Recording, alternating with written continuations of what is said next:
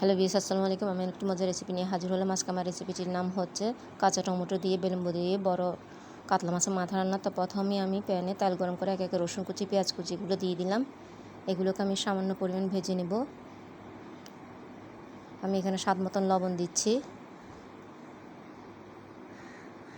পাকা টমেটো দিচ্ছি কয়েক টুকরো, এবং কাঁচামরিচগুলোকে আমি ভেঙে দিচ্ছি।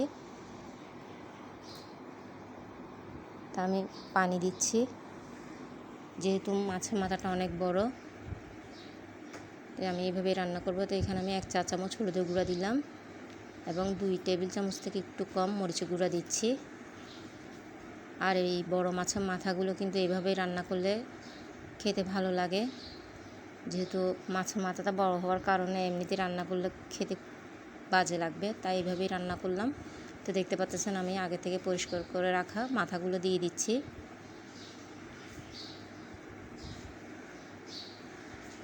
আর বেলেম্বু এবং কাঁচা টমেটোর কারণে কিন্তু এটা টক একটু খেতে ভালো লাগে।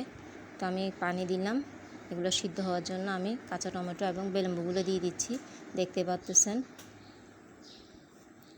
আমি আবারও কয়েকটা কাঁচামরিচ দিলাম।